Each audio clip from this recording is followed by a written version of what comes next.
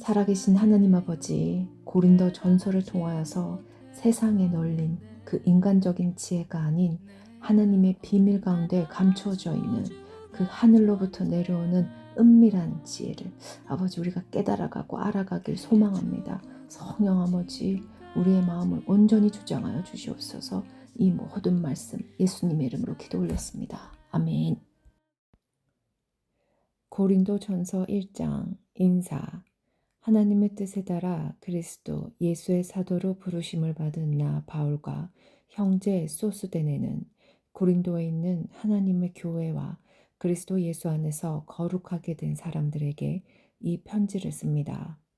여러분은 방바꽃 곳에서 우리 주 예수 그리스도의 이름을 부르는 모든 사람들과 함께 거룩한 사람으로 부르심을 받았습니다. 예수 그리스도는 우리의 주님이시며 또한 이 모든 사람들의 주님이 되십니다. 하나님 우리 아버지와 주 예수 그리스도께서 여러분에게 은혜와 평강을 주시기를 바랍니다. 바울의 감사. 그리스도 예수 안에서 여러분에게 주신 하나님의 은혜로 말미암아 나는 늘 하나님께 감사드립니다. 여러분은 예수 그리스도 안에서 모든 말하는 것과 모든 지식 등 모든 면에서 풍성하게 되었습니다. 내가 이렇게 말씀드리는 것은 그리스도에 관하여 증언한 것이 여러분 안에서 확고해졌기 때문입니다. 그러므로 여러분은 영적인 선물을 부족함 없이 받으며 우리 주 예수 그리스도께서 나타나실 것을 간절히 바라고 있습니다. 예수님께서는 여러분을 세상 끝날까지 굳세게 지켜 우리 주 예수 그리스도의 날에 흠이 없는 사람이 되게 하실 것입니다. 여러분을 부르셔서 그의 아들이신 우리 주 예수 그리스도와 사귐을 갖게 하신 하나님은 신실합니다. 교회 안에 일고 있는 파벌, 성도 여러분, 우리 주 예수 그리스도의 이름으로 여러분에게 호소합니다. 모두 의견을 합하고 여러분 사이에 편을 나누지 마십시오. 같은 마음과 같은 생각을 가지고 하나가 되십시오. 나의 성도 여러분, 글로의 집에서 온 사람들이 나에게 여러분 사이에 다툼이 있다는 소식을 전해 주었습니다. 내용은 이렇습니다. 여러분이 저마다 나는 바울을 따른다. 나는 아볼로를 따른다. 나는 베드로를 따른다. 심지어 나는 그리스도를 따른다고 말한다니 도대체 그리스도가 나뉘었습니까? 바울이 여러분을 위해 십자가에 못 박혔습니까? 아니면 여러분이 바울의 이름으로 세례를 받았습니까? 내가 그리스보와 가이오 두 사람 외에는 여러분 중 어느 누구에게도 세례를 주지 않아 하나님께 감사합니다. 그러므로 여러분 중에서 어느 누구도 바울의 이름으로 세례를 받았다고 말할 수 없을 것입니다. 그러고 보니 내가 스데바나의 가정에도 세례를 준 적이 있습니다.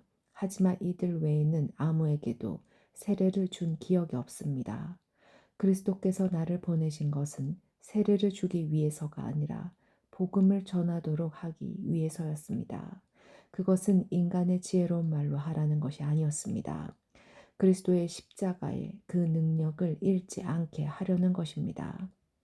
하나님의 능력과 지혜이신 그리스도, 십자가에 관한 말씀이 멸망한 사람들에게는 어리석은 것에 불과하지만 구원받은 우리에게는 하나님의 능력입니다. 성경에 이렇게 기록되어 있습니다. 내가 지혜로운 사람들의 지혜를 멸하고 지식 있는 사람들의 지식을 물리치리라. 지혜 있는 사람이 어디 있으며 학자가 어디 있습니까? 이 시대의 변론가가 어디 있습니까? 하나님께서 이 세상의 지혜를 어리석게 하지 않으셨습니까? 세상이 자기의 지혜를 통해서는 하나님을 알지 못하게 하신 것이 하나님의 지혜입니다. 그래서 하나님께서는 우리가 전하는 어리석어 보이는 말씀 선포로 믿는 사람들을 구원하기를 기뻐하셨습니다. 유대인들은 표적을 요구하고 그리스인들은 지혜를 찾습니다. 하지만 우리는 그리스도께서 십자가에 못 박히셨다고 전합니다.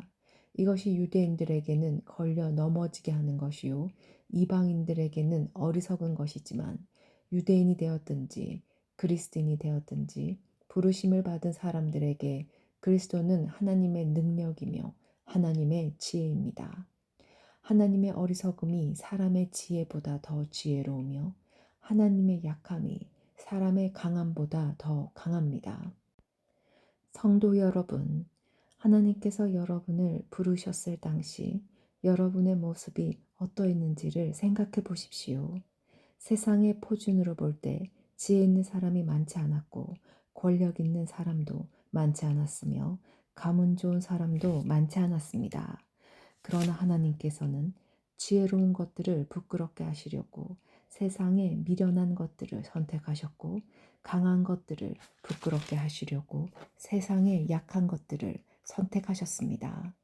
하나님께서는 세상에 비천한 것들과 멸시받는 것, 그리고 아무것도 아닌 것들을 선택하여 유력한 것들을 멸하셨습니다.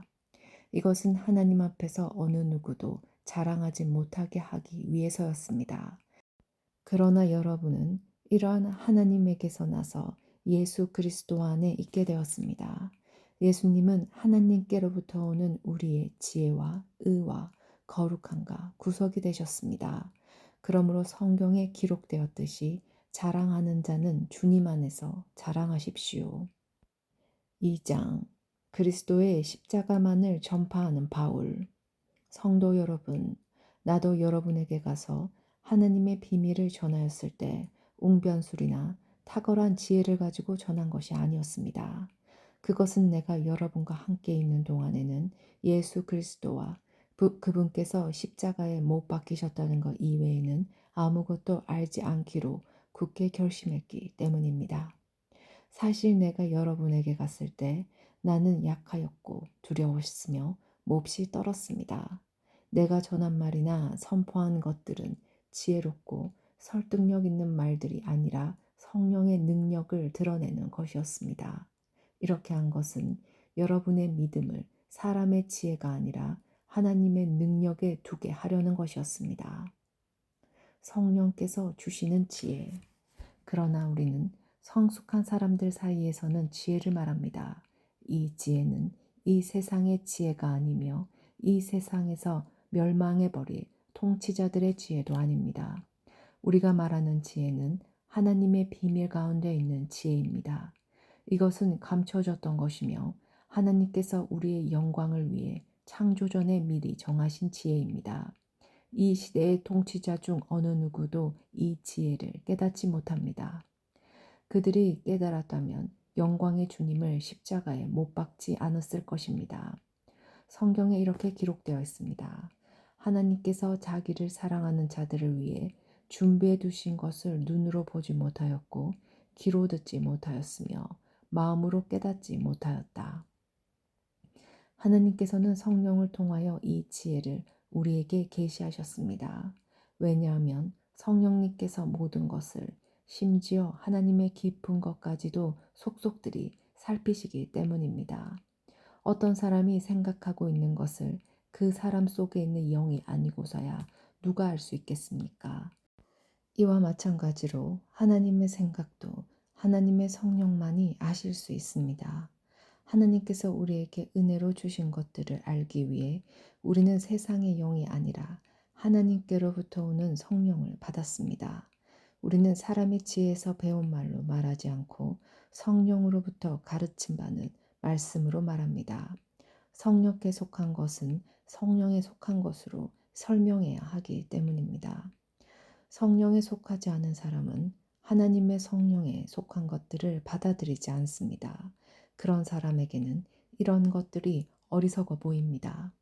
그런 것들은 영적으로 식별되는 것이므로 세상에 속한 사람은 그런 것들을 깨달을 수도 없습니다.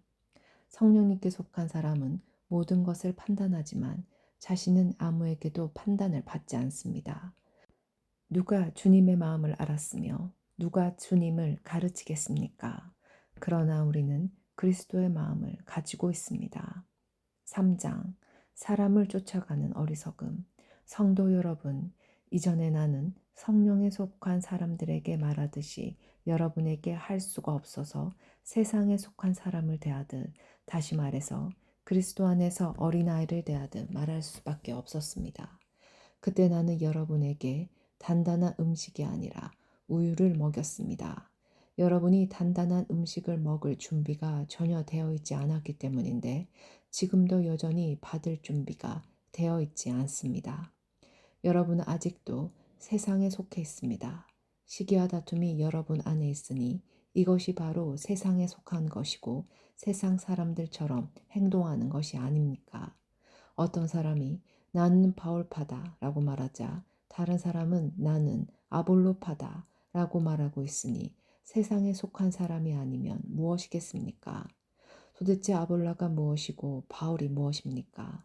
나나 아볼라나 여러분을 믿도록 하고 주님께서 각 사람에게 할 일을 맡기셔서 일하는 일꾼에 불과합니다. 나는 씨앗을 심었고 아볼로는 물을 주었으나 자라게 하시는 분은 하나님이십니다. 그러므로 심는 사람이나 물을 주는 사람은 아무것도 아니지만 자라게 하시는 분인 하나님은 중요합니다. 심는 사람과 물 주는 사람은 하나의 목적 때문에 일을 합니다. 각 사람은 자기가 한 수고만큼 보수를 받을 것입니다. 우리는 하나님의 동력자요. 여러분은 하나님의 밭이며 하나님의 건물입니다. 나는 하나님께서 내게 주신 은혜대로 유능한 건축자처럼 기초를 놓았습니다. 하지만 다른 사람들은 그 위에 건물을 세우고 있습니다. 그러나 각 사람은 이 기초 위에 어떻게 건물을 세워야 할지 주의해야 합니다. 아무도 이미 놓여 있는 기초 외에 다른 기초를 놓을 수 없습니다. 왜냐하면 그 기초는 예수 그리스도이시기 때문입니다. 어떤 사람이 이 기초 위에 금이나 은이나 보석이나 또는 나무나 풀이나 짓 등을 이용하여 건물을 세울 것인데 각 사람이 일한 성과가 드러나게 될 것입니다. 그날은 불로 나타나기 때문에 일한 것이 밝히 드러날 것입니다. 그래서 그 불이 각 사람의 한 일을 검증할 것입니다. 어떤 사람이 세운 것이 그대로 남아있으면 그는 보수를 받을 것입니다. 그가 세운 것이 다 없어져 버리면 그는 손실을 입게 될 것입니다. 그러나 그 사람 자신은 마치 불을 거쳐서 살아온 것 같은 구원을 받을 것입니다. 여러분은 자신들이 하나님의 성전인 것과 하나님의 성령께서 여러분 안에 계신다는 사실을 알지 못합니까? 누구든지 하나님의 성전을 멸하면 하나님께서 그 사람을 멸하실 것입니다. 그것은 하나님의 성전은 거룩하면 여러분 자신이 바로 그 성전이기 때문입니다. 자신을 속이지 마십시오. 여러분 중에 어떤 사람이 이 세상의 표준에 따라 자신이 지혜 있는 사람이라고는 생각이 들거든 진정 지혜 있는 자가 되기 위해서 어리석은 사람이 되십시오. 이 세상의 지혜는 하나님께서 보시기에 어리석은 것입니다. 그것은 성경에 하나님께서 지혜 있는 자들을 자기 꾀에 빠지게 하신다고 기록되어 있습니다. 또한 주님께서는 지혜 있는 사람들의 생각이 헛되다는 것을 아신다고 기록되어 있기 때문입니다. 그러므로 아무도 사람과 관련하여 자랑하지 마십시오. 모든 것이 여러분의 것입니다. 바울이나 아볼로나 게바나 세상이나 생명이나 죽음이나 현재 일이나 장래 일이나 할 것 없이 모든 것이 다 여러분의 것입니다. 그리고 여러분은 그리스도의 것이며 그리스도는 하나님의 것입니다. 4장 사도들의 사역 이처럼 여러분은 마땅히 우리를 그리스도의 일꾼이요 하나님의 비밀을 맡은 관리자로 생각해야 합니다. 맡은 사람에게 더없이 요구되는 것은 충성입니다. 나는 여러분에게 판단을 받든지 세상 법정에서 판단을 받든지 전혀 개의치 않습니다. 심지어 나 스스로도 나를 판단하지 않습니다. 나는 양심에 걸리는 것이 조금도 없습니다. 그렇다고 해서 내가 흠이 없다는 말은 아닙니다. 나를 판단하시는 분은 주님이십니다. 그러므로 여러분은 때가 되기 전에는 아무것도 판단하지 말고 주님께서 오실 때까지 기다리십시오. 주님께서 어둠 속에 감추어진 것들을 밝히 나타내시며 사람들의 마음속에 있는 생각까지 드러내실 것입니다. 그때 각 사람은 하나님에게서 칭찬을 받을 것입니다. 성도 여러분, 나는 여러분을 위해 건축자 이야기와 사역자에 관한 이야기를 나 자신과 아볼로에게 적용하여 말하였습니다. 이렇게 한 것은 여러분에게 기록된 말씀의 범위 이상을 벗어나지 마라는 말의 의미를 배우게 하기 위함입니다. 그러므로 여러분은 어느 한 사람은 지켜 세우고 다른 사람은 깔보는 일을 하지 마십시오. 여러분을 별다르게 생각하는 사람이 누구입니까? 여러분이 하나님께로부터 받지 않은 것이 무엇이 있습니까? 모두 받은 것인데 왜 받지 않은 것처럼 자랑하고 있습니까? 여러분은 벌써 배가 불렀습니다. 이미 부자가 되었습니다. 우리 없이도 이미 여러분은 왕노릇을 하였습니다. 우리도 여러분과 함께 왕노를 할 수 있도록 차라리 여러분이 진짜 왕이었으면 좋겠습니다.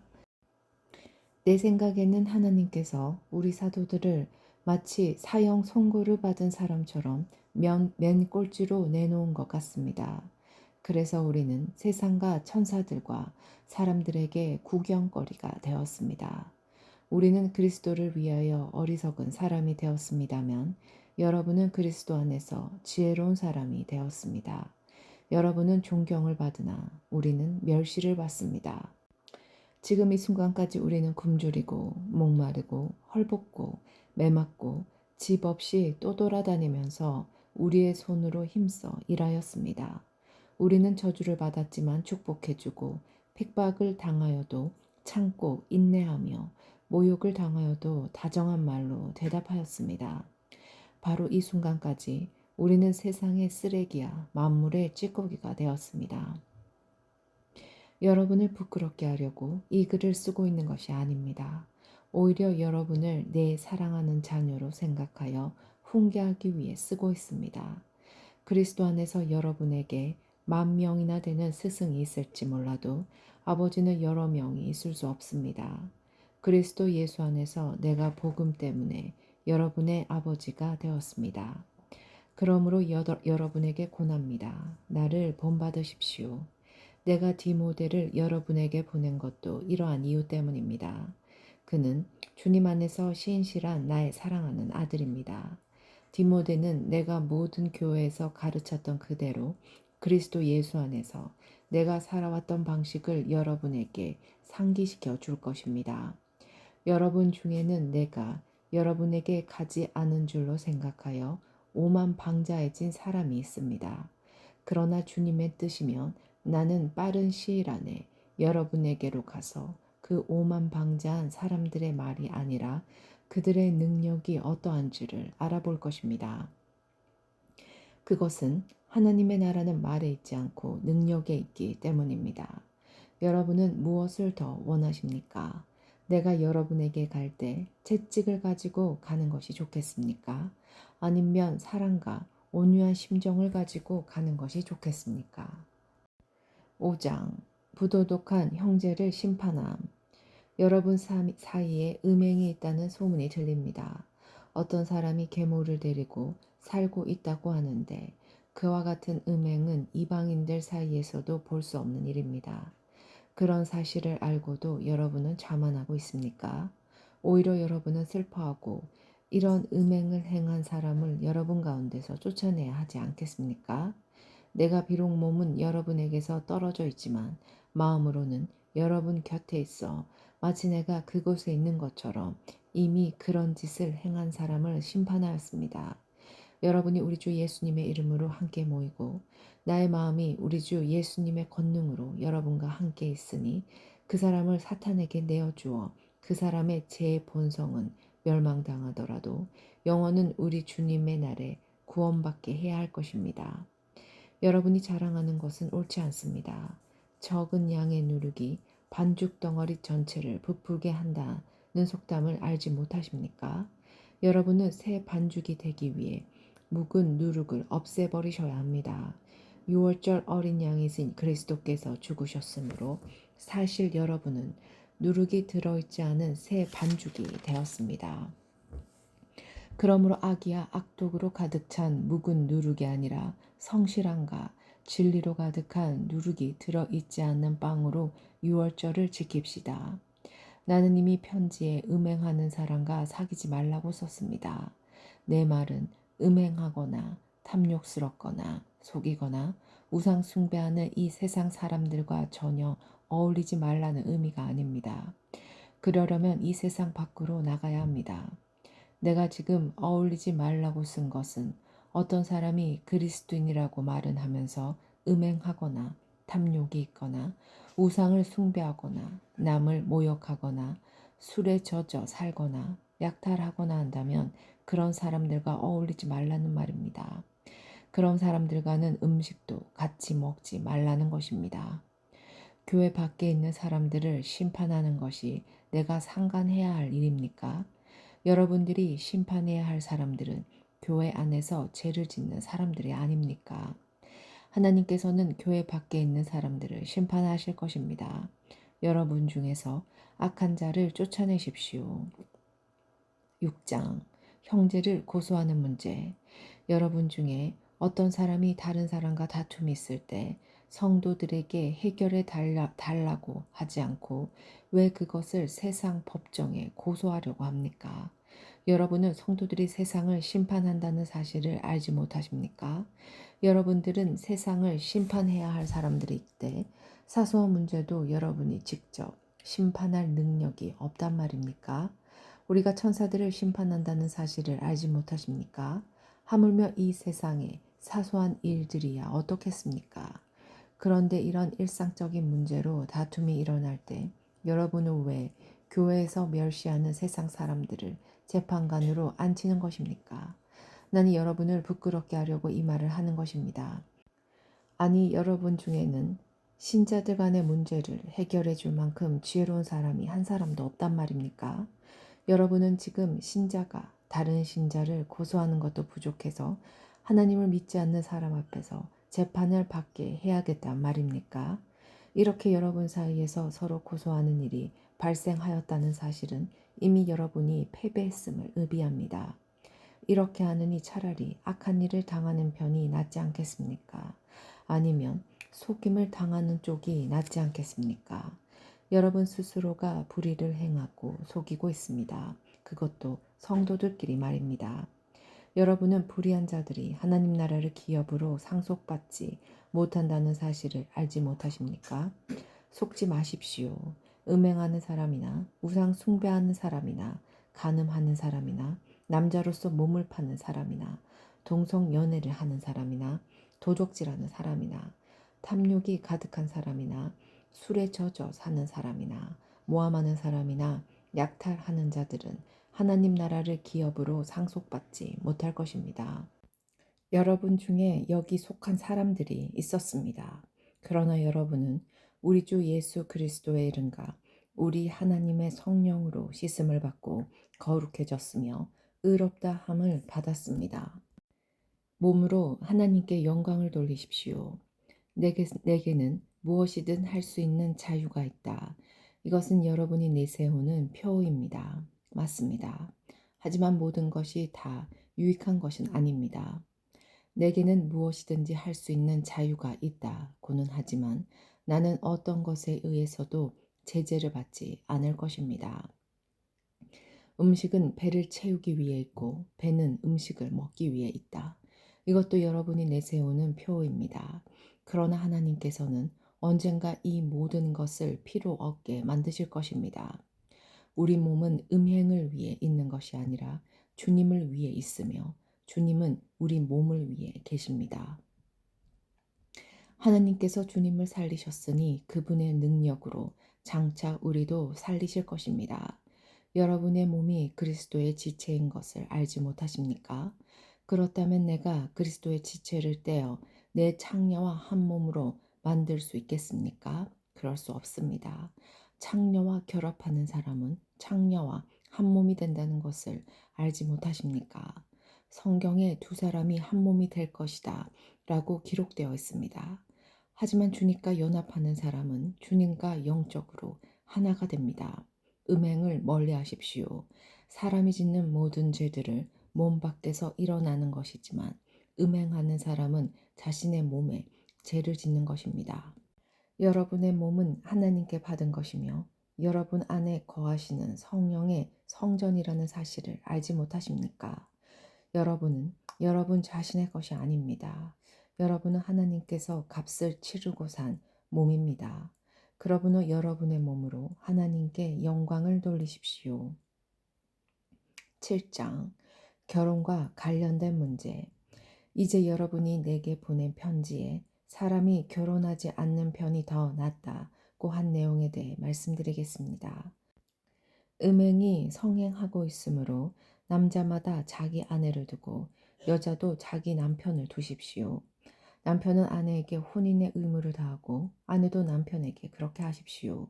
아내가 자기의 몸에 대한 고난을 행사하는 것이 아니라 남편이 하며 남편도 자기 몸에 대해 고난을 행사하는 것이 아니라 아내가 합니다.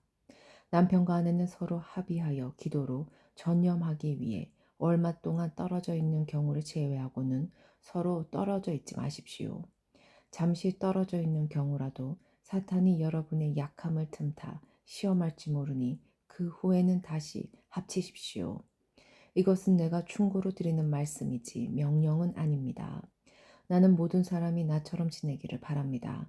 하지만 각 사람마다 하나님께 받은 은사가 달라서 어떤 사람은 이러하고 또 다른 사람은 저러합니다. 결혼하지 않은 사람들과 가부들에게 말합니다. 여러분들도 나처럼 결혼하지 않고 지내는 것이 여러분에게 좋습니다. 그러나 자신을 절제할 수 없거든 결혼하십시오. 욕종에 불타는 것보다 결혼하는 편이 낫습니다. 이제 이미 결혼한 사람들에게 명령합니다. 이것은 나의 명령이 아니라 주님의 명령입니다. 아내는 남편과 헤어지지 마십시오. 남편과 헤어지는 일이 있게 된다면 결혼하지 말고 그대로 혼자 지내든지 아니면 전 남편과 다시 합쳐야 합니다. 남편 역시 아내를 버려서는 안 됩니다. 그 위에 사람들에게 말합니다. 이것은 주님의 말씀이 아니라 내 생각입니다. 어떤 남자 신자에게 믿지 않는 아내가 있는데 그 아내가 남편과 함께 살고 싶어 하면 그 아내를 버려서는 안 됩니다. 어떤 여자 신자에게 믿지 않는 남편이 있는데 그 남편이 아내와 함께 살고 싶어 하면 그 남편을 버려서는 안 됩니다. 그것은 믿지 않는 남편이 아내를 통해 거룩해지고 믿지 않는 아내가 남편을 통해 거룩해지기 때문입니다. 그렇지 못하다면 여러분의 자녀도 깨끗하지 못할 것입니다. 하지만 여러분이 보시다시피 여러분의 자녀는 거룩합니다. 그렇지만 만일 믿지 않는 남편이 헤어지려 하면 그렇게 하도록 하십시오. 믿는 남자나 여자나 그런 상황에서는 상대방에게 얽매일 필요가 없습니다. 하나님께서는 우리를 평화롭게 살게 하려고 부르셨습니다. 아내된 사람이여, 그대가 남편을 구원할지 어떻게 알겠습니까? 남편 된 사람이여, 그대가 아내를 구원할지 어떻게 알겠습니까? 하나님께서 부르신 대로 생활하십시오. 각 사람은 주님께서 각 사람에게 나누어 주신 대로 그리고 하나님께서 부르신 위치를 그대로 유지하며 살아가십시오. 이것은 내가 모든 교회에 세워준 원칙입니다. 부르심을 받았을 때 이미 할례를 받은 사람이 있다면 할례 받은 표시를 없애려 하지 마십시오. 그러나 부르심을 받았을 때 할례를 받지 않는 사람이 있다면 할례를 받으려 하지 마십시오. 할례를 받았느냐 받지 않았느냐 하는 것은 아무것도 아닙니다. 하나님의 계명들을 지키는 것이 중요합니다. 각 사람은 하나님께서 그를 부르셨을 때의 상태 그대로 살아가십시오. 노예였을 때 부름을 받았습니까? 그것 때문에 마음 상해하지 마십시오. 그러나 혹시 자유를 얻을 기회가 생기면 그 기회를 활용하십시오. 주님 안에서 부르심을 받았을 때 노예인 사람은 주님께 속한 자유인입니다. 이와 마찬가지로 부르심을 받았을 때 자유인인 사람은 그리스도의 노예입니다. 여러분은 값을 치르고 산 사람들입니다. 더 이상 사람들의 노예가 되지 마십시오. 성도 여러분, 여러분 각 사람은 부르심을 받은 위치에 그대로 머물러 계시면서 하나님께 책임을 다하시기 바랍니다. 결혼하지 않은 사람들과 가부에 관한 문제들. 이제 여러분이 편지에 언급한 결혼하지 않은 처녀들에 관해 말하고자 합니다. 이 부분에 대해서는 특별히 주님으로부터 받은 명령이었습니다. 하지만 나는 주님의 자비하심을 힘입어 믿을 만한 사람이 되어 의견을 제시하고자 합니다. 현재 겪고 있는 위기를 생각하면 결혼하지 않는 사람은 현재대로 지내는 것이 더 좋다고 생각합니다. 아내가 있는 사람이 있습니까? 아내와 헤어지려 하지 마십시오. 아내와 헤어졌습니까? 아내를 구하려고 하지 마십시오. 그러나 여러분이 결혼한다고 해도 죄를 짓는 것이 아닙니다. 처녀가 결혼한다고 해도 죄를 짓는 것은 아닙니다. 다만 결혼한 뒤에는 이 세상에서 겪는 환난을 맞이하게 될 것입니다. 나는 여러분을 아껴서 이런 말을 하였습니다. 성도 여러분, 내가 하고자 하는 말은 이렇습니다. 시간이 얼마 남지 않았습니다. 지금부터는 아내가 있는 사람들은 아내가 없는 사람처럼 되십시오. 우는 사람은 울지 않는 사람처럼, 기쁨에 넘친 사람은 기쁘지 않은 사람처럼, 물건을 사는 사람은 자기가 산 것을 가지고 있지 않은 사람처럼 사십시오. 세상 물건을 쓰는 사람은 그것들에 마음을 빼앗기지 않는 사람처럼 사십시오. 그것은 이 세상의 현재 모습이 지나가고 있기 때문입니다. 나는 여러분이 마음 쓰는 것 없이 살기를 바랍니다.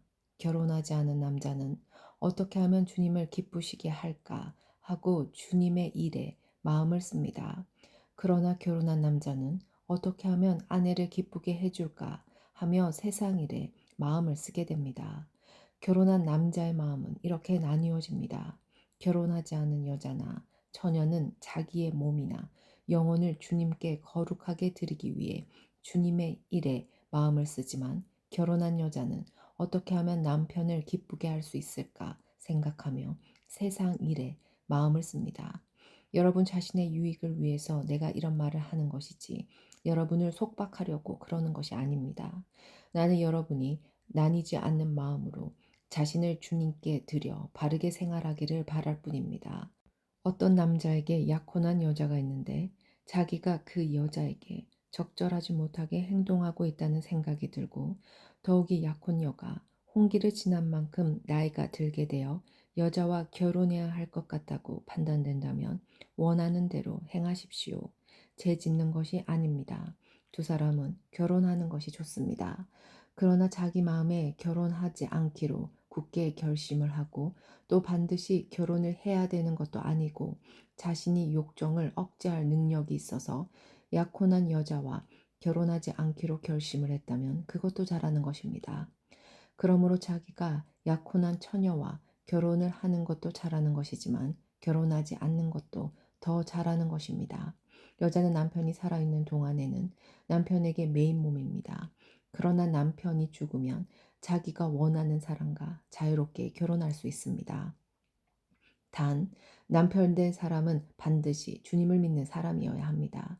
이것은 내 판단입니다만 그런 여자는 재혼하지 않고 혼자 지내는 것이 더 행복할 것 같습니다. 나에게도 하나님의 성령이 있다고 생각합니다. 8장 우상에게 바친 음식.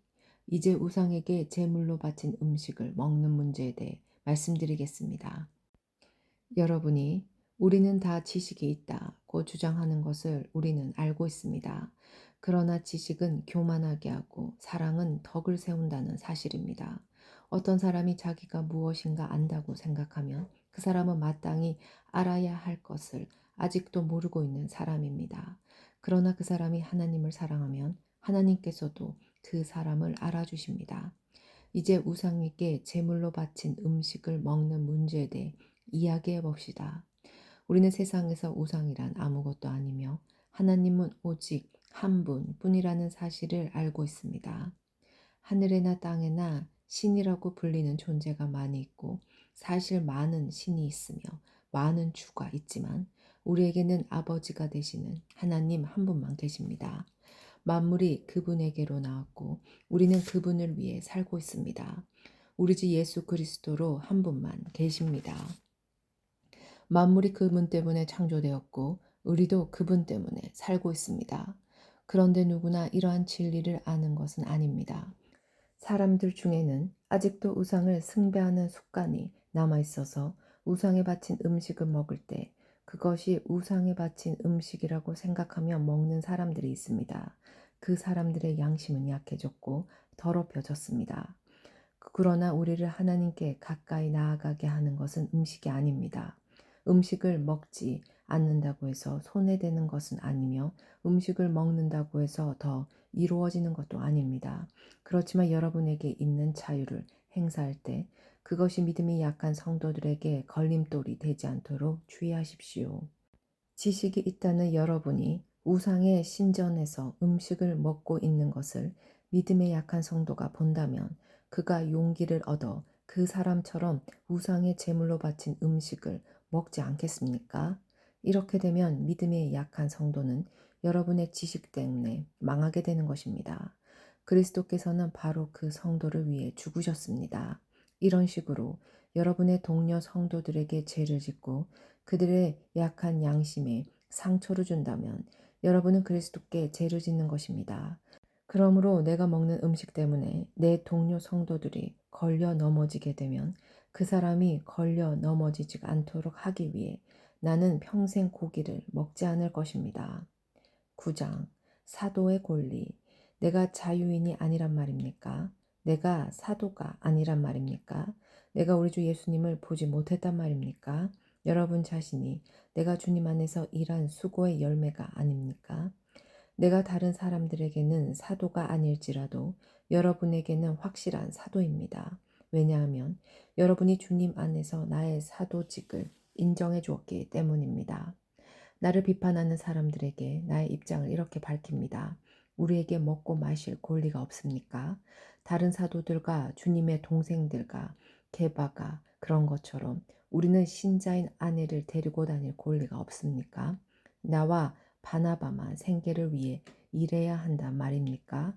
자기가 비용을 대가면서 군대 생활은 하는 사람이 어디에 있습니까?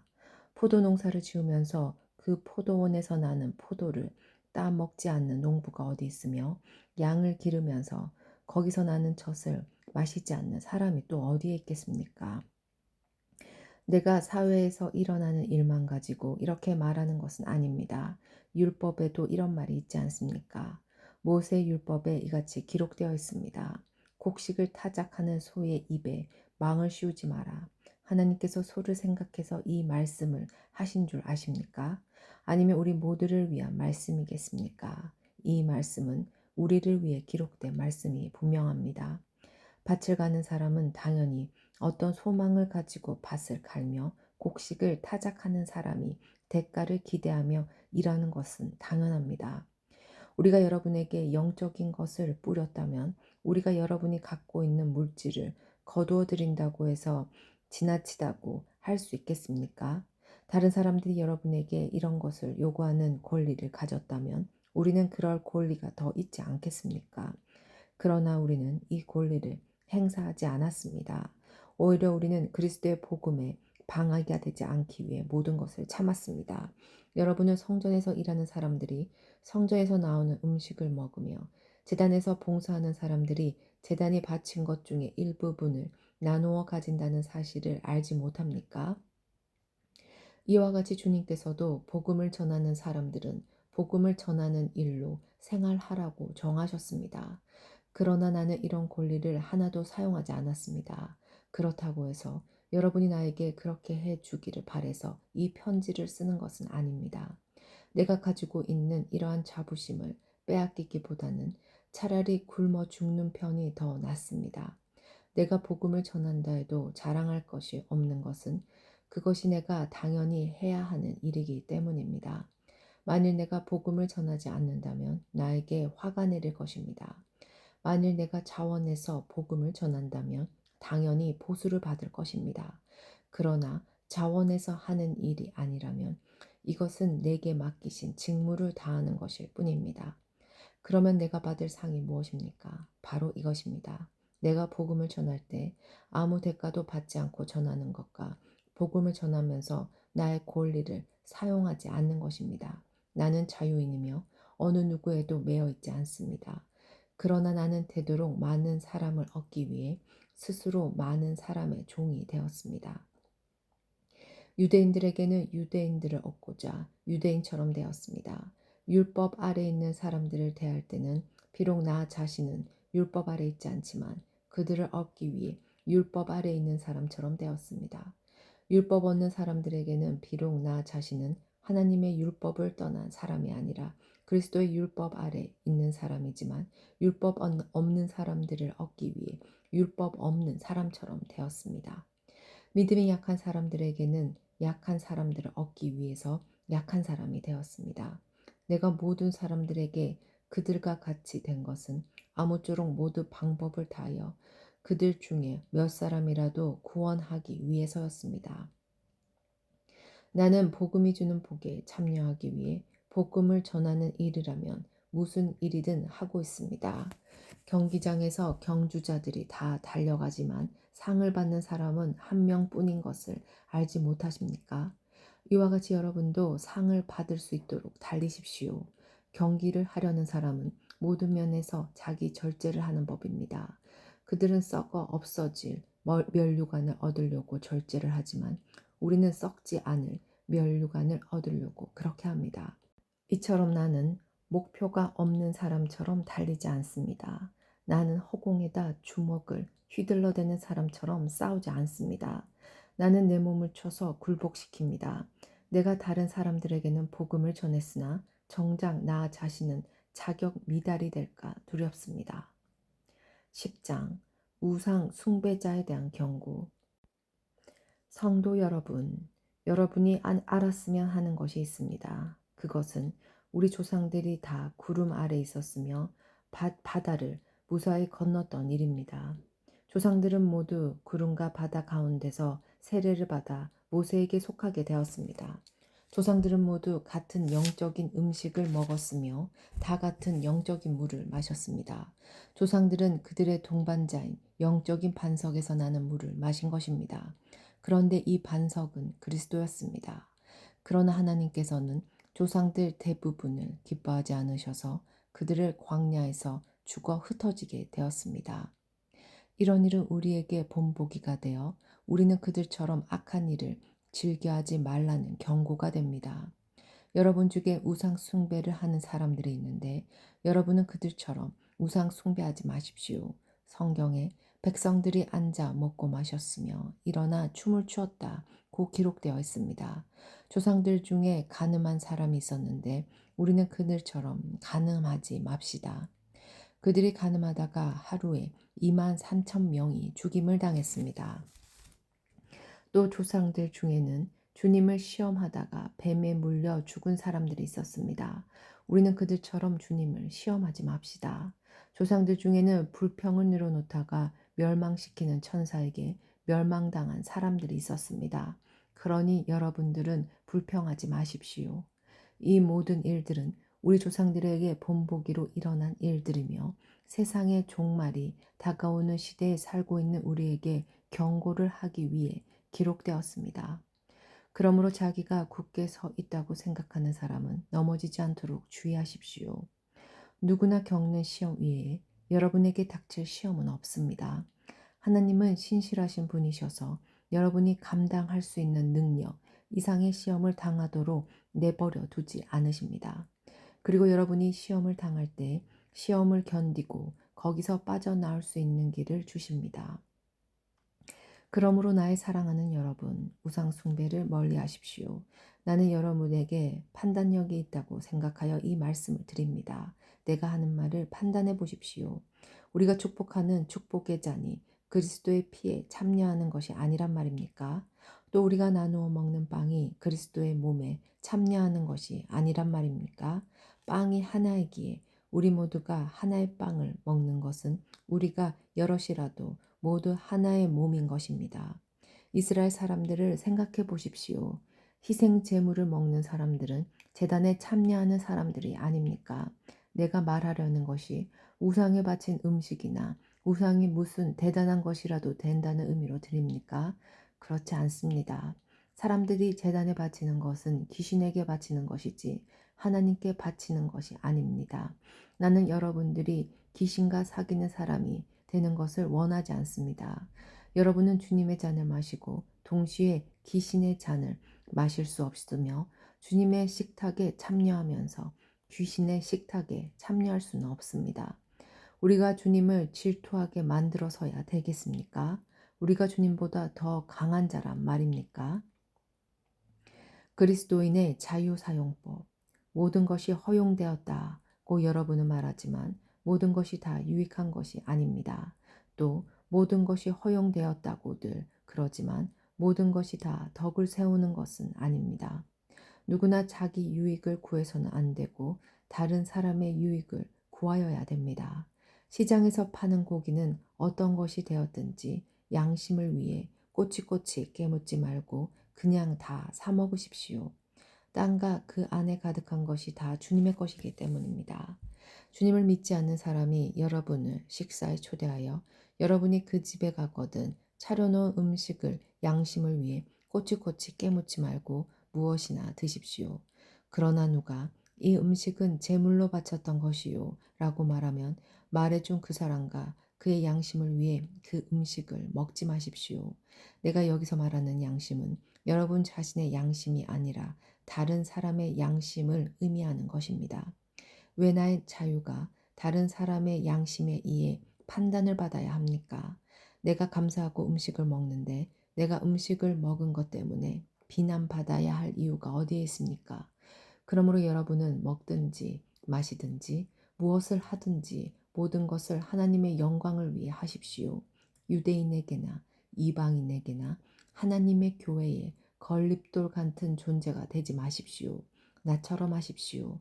나는 나의 유익을 구하지 아니하고 많은 사람들의 유익을 구하였습니다. 많은 사람들이 구원받도록 모든 면에서 모든 사람들을 기쁘게 하려고 하였습니다.